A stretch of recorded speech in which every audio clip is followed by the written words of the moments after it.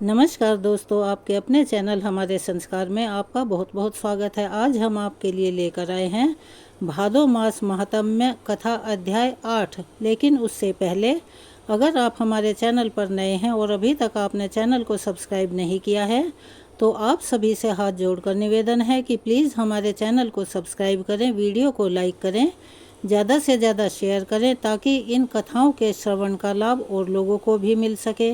Bell icon को दबाना ना भूलें ताकि हमारी आगे आने वाली सभी वीडियो की जानकारी आपको नोटिफिकेशन के ज़रिए मिल जाया करे। अपना प्यार और सहयोग हमें ऐसे ही देते रहें। हमारे चैनल को सब्सक्राइब करना, वीडियो को लाइक करना, ज़्यादा से ज़्यादा शेयर करना, आपका ये छोटा सा प्रयास हमारे लिए बहुत मददगार साबित होता है और उत्साहवर्धक भी होता है। इसीलिए आप सभी से गुजारिश है कि ये अपने छोटे सा सहयोग हमें अवश्य ही दिया करें। जय श्री कृष्ण, राधे राधे, हर हर महादेव। चलिए अब सुनते हैं भादो मास महात्म्य की कथा का आगे का वृतांत। मुनियों ने कहा, इस पृथ्वी पर भगवान नरसिंह का महात्म्य सुखदायक और बड़ा ही दुर्लभ है। इसीलिए हे ब्रह्मा जी, हम उनका प्रभाव विस्तार के साथ सुनना चाहते हैं। इसके सुनने की हमारी बड़ी इच्छा है। तब ब्रह्मा जी बोले, ब्राह्मणों, मैं अजित, अप्रमेय तथा भोग और मोक्ष प्रदान करने वाले भगवान नरसिंह का प्रभाव बतलाता हूँ। तुम ध्यान से सुनो। उनके समस्त गुणों का वर्णन भला कौन कर सकता है, इसीलिए मैं भी संक्षेप में ही बताऊंगा। इस लोक में जो कोई भी देवी अथवा मानुषी सिद्धियां सुनी जाती हैं वे सब भगवान की कृपा से ही सिद्ध होती हैं। स्वर्ग, मृत्युलोक, पाताल दिशा, जल, गांव तथा पर्वत, इन सब स्थानों में भगवान की कृपा से ही मनुष्य की अबाध गति होती है। मुनिवर सनातन कल्पराज अर्थात पूजा की सर्वश्रेष्ठ विधि और नरसिंह जी का तत्व जिसे देवता या असुर भी नहीं जानते वह मैं तुम्हें बताता हूँ। ध्यान से सुनो। उत्तम साधक को चाहिए कि साग, जौ की लपसी, मूल, फल, खल अथवा सत्तू से भोजन की आवश्यकता पूर्ण करें या फिर केवल दूध पीकर रहें।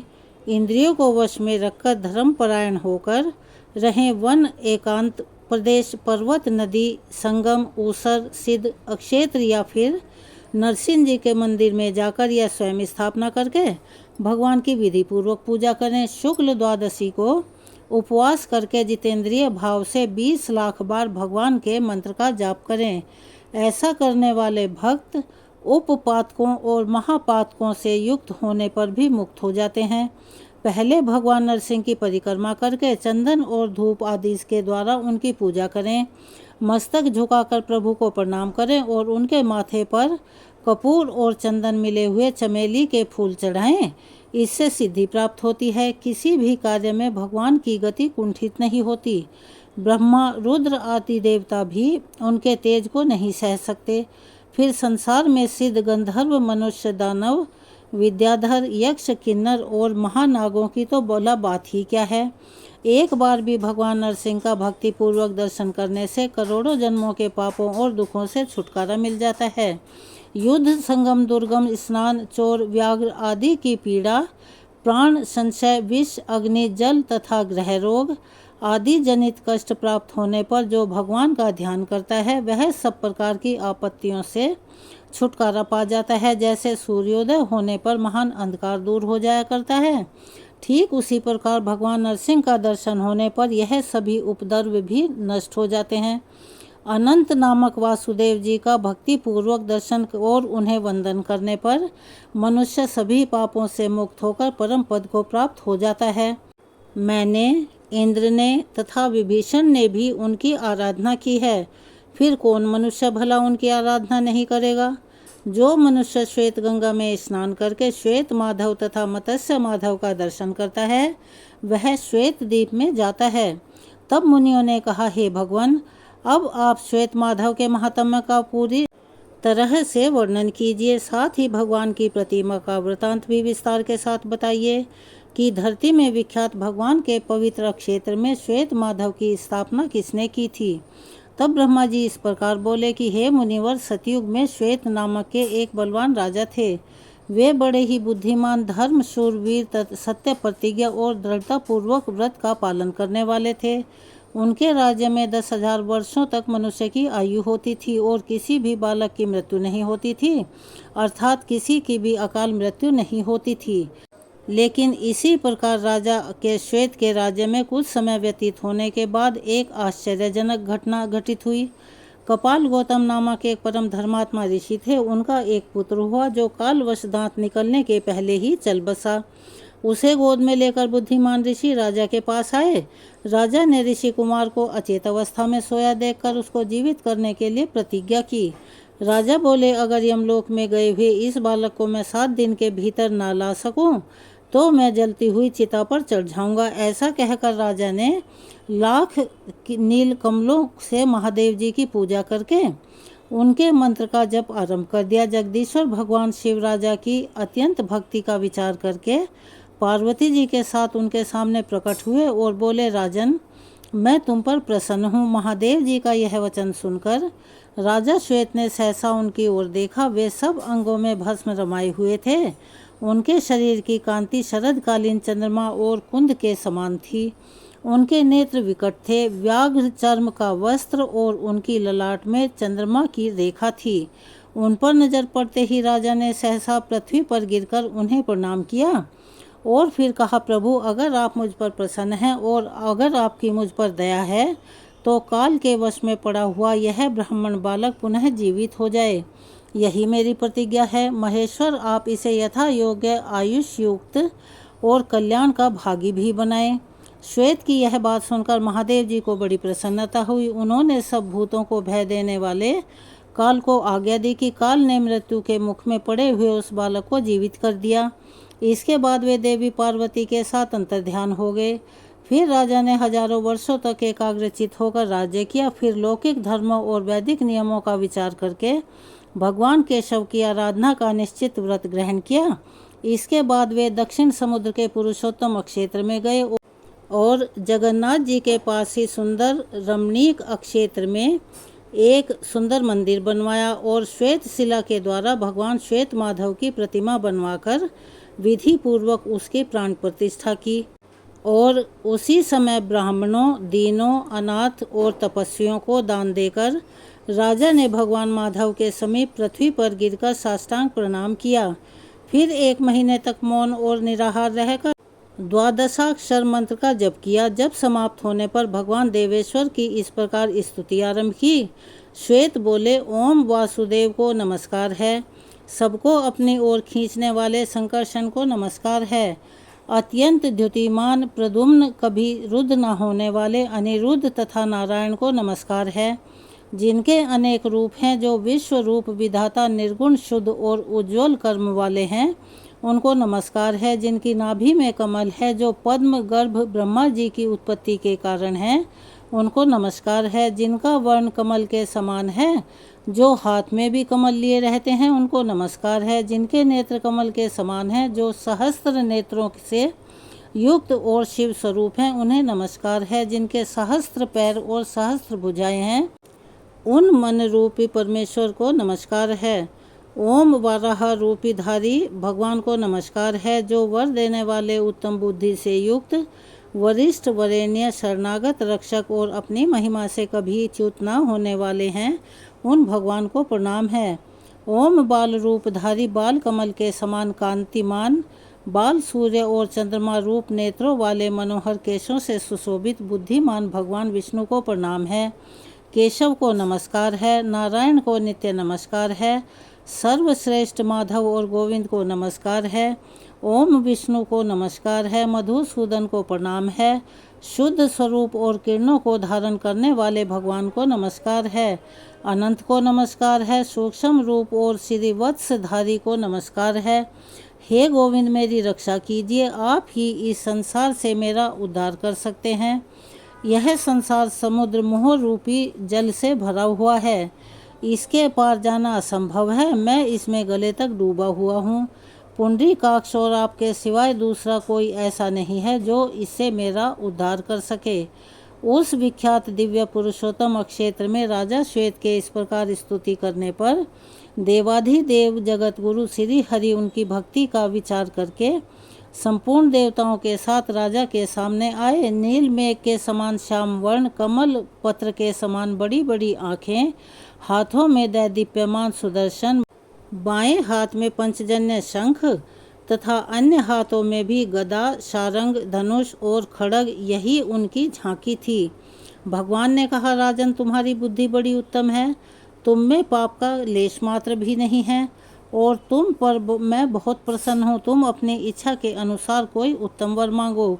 देवाधिदेव भगवान का यह अमृतमयी वचन सुनकर महाराज श्वेत ने मस्तक नवाकर उन्हें प्रणाम किया और उन्हीं में मन लगाते हुए कहा, भगवान, अगर मैं आपका भक्त हूँ तो मुझे ये उत्तम वरदान दीजिए। ब्रह्मलोक से भी ऊपर जो अविनाशी बैकुंठ धाम है, जिसे निर्मल रजोगुण रहित, शुद्ध और संसार की आसक्ति से शून्य बताया गया है, मैं उसी को प्राप्त करना चाहता हूँ। जगतपतिये, आपकी कृपा से मेरा यह मनोरथ सफल हो।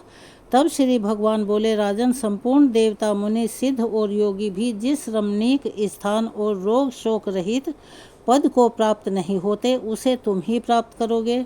संपूर्ण लोकों को लांघकर मेरे लोक में जाओगे। यहाँ तुमने जो कीर्ति प्राप्त की है वह तीनों लोकों में फैलेगी और मैं सदा ही यहाँ निवास करूँगा।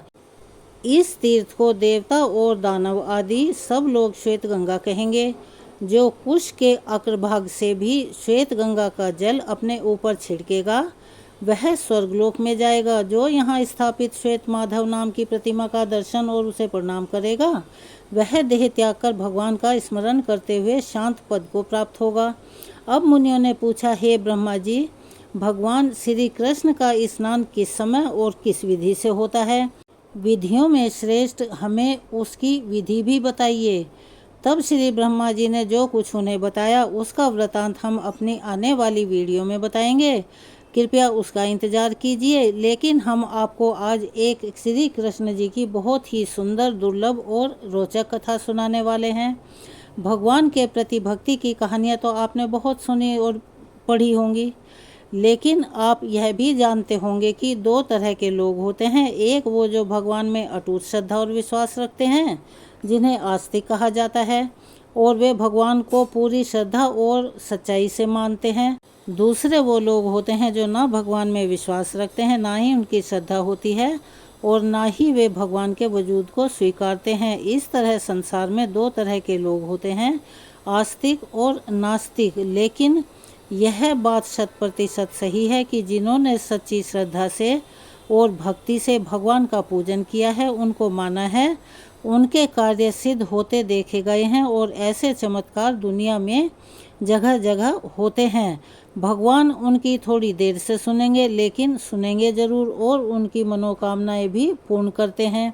उस सब के पीछे यही कारण होता है कि जो उन्होंने अपने अपने कर्म हैं, चाहे वो इस जन्म के हों या पूर्व जन्म के हों, वो उनको ज़रूर भुगतने होते हैं। अगर पूर्व जन्म में हमने बहुत पाप किए हों और इस जन्म में हम केवल भगवान में ही रमे हुए हैं, उन्हीं का हम स्मरण करते हैं और भगवान की भक्ति कर रहे हैं, तो इस जन्म में हमने कोई पाप नहीं किए हैं, तब भी हमें इस जन्म में अपने पहले किए हुए पापों का फल भोगना पड़ता है।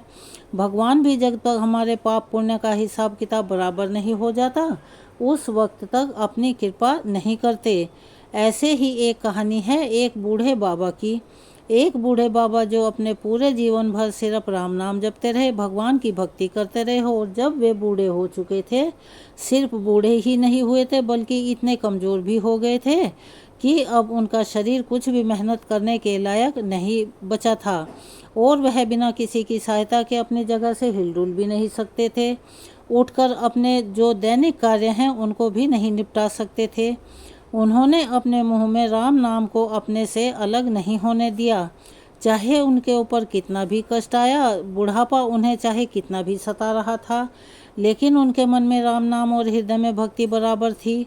सारा दिन बिस्तर पर पड़े पड़े वह बूढ़े बाबा बस राम नाम जपते रहते थे। राम नाम लेने के कारण उन्हें अपनी तकलीफ़ों को बर्दाश्त करने की लगातार शक्ति मिल रही थी। वह बूढ़े बाबा इतने कमज़ोर हो गए थे कि इतने निशक्त थे कि अपने नित्य कर्म भी वे नहीं कर सकते थे। उनके परिवार में उनके 2 बेटे थे, वे ही उनके सब काम किया करते थे, सहायता करते थे। जब बीमारी के कारण, बुढ़ापे के कारण बूढ़े बाबा बिल्कुल ही चारपाई में लग गए, तब शुरुआत में तो उनके वे बेटे बिना कुछ कहे खुद ही अपने बूढ़े पिता की सहायता कर दिया करते थे।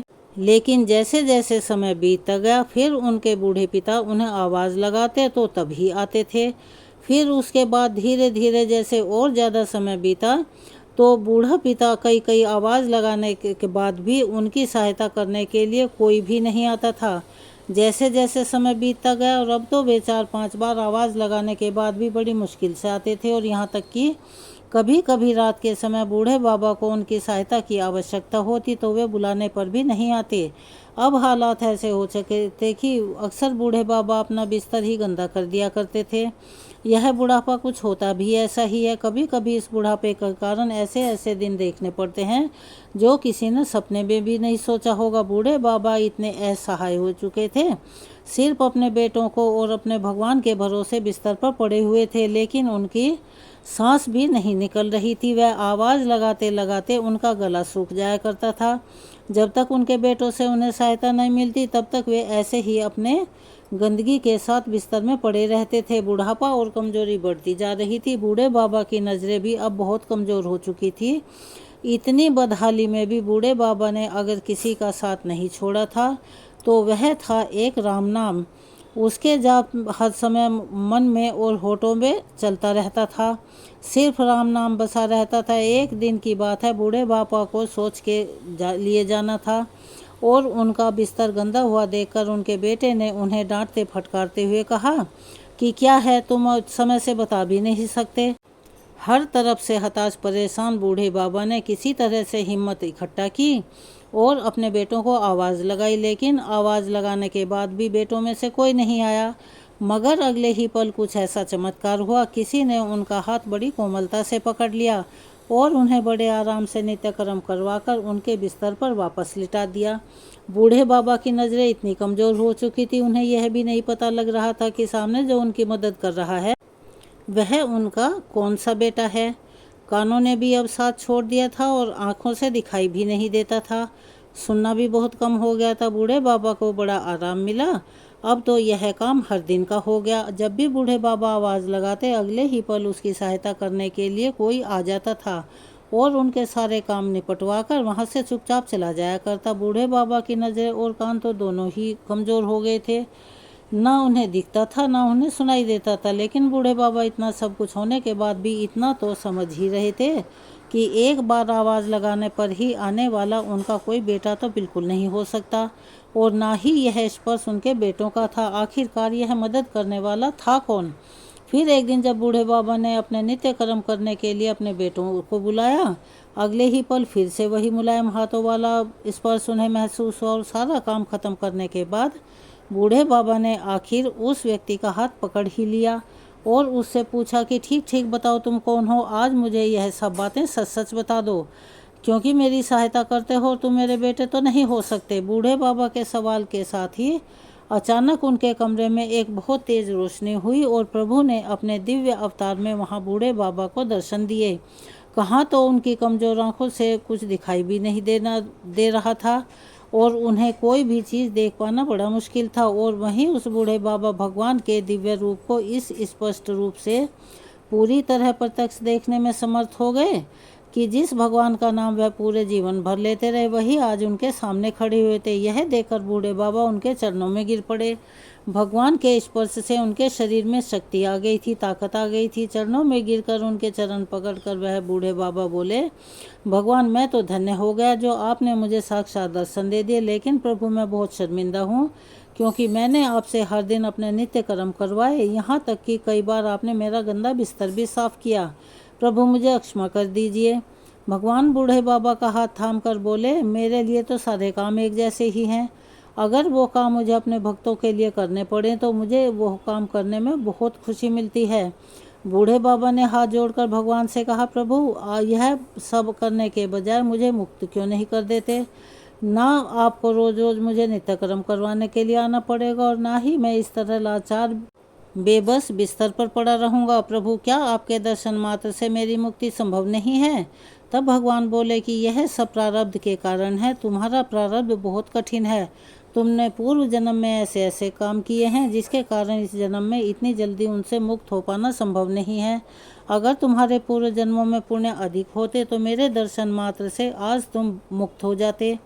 मैं चाहूँ तो अभी अभी तुम्हें मुक्त कर सकता हूँ, लेकिन फिर होगा यह कि अगले जन्म में भी तुम्हें फिर से अपने कर्मों का प्रारब्ध भोगना पड़ेगा और उसके लिए तुम्हें जन्म लेना पड़ेगा। इसीलिए मैं तुम्हें खुद तुम्हारे पूर्व जन्म के सभी पापों से मुक्त करवाने के लिए इस समय सहायता कर रहा हूँ। ऐसा कहकर भगवान वहीं से अंतर्ध्यान हो गए।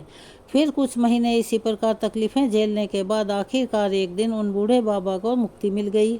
तो यह थी आज की हमारी कहानी, कर्म का फल कैसे भोगना पड़ता है। आपको कैसी लगी कमेंट्स बॉक्स में अपनी राय अवश्य लिखें। यदि आप हमारे चैनल पर नए हों और अभी तक आपने चैनल को सब्सक्राइब नहीं किया है तो आप सभी से निवेदन है कि हमारे चैनल को सब्सक्राइब करें, वीडियो को लाइक करें, ज़्यादा से ज़्यादा शेयर करें ताकि हमारी आगे आने वाली वीडियो की जानकारी नोटिफिकेशन के जरिए आपको मिल जाया करे। अपना प्यार और सहयोग हमें ऐसे ही प्रदान करते रहें। कमेंट्स बॉक्स में प्यारे प्यारे से कमेंट्स लिखना, चैनल को सब्सक्राइब करना, वीडियो को लाइक करना, ज़्यादा से ज़्यादा शेयर करना ना भूलें। उनके करने से आपका एक छोटा सा प्रयास हमारी काफ़ी मदद करता है और हमें उत्साहवर्धक बनाता है। कमेंट्स बॉक्स में जय श्री कृष्णा, राधे राधे, हर हर महादेव लिखना ना भूलें। धन्यवाद।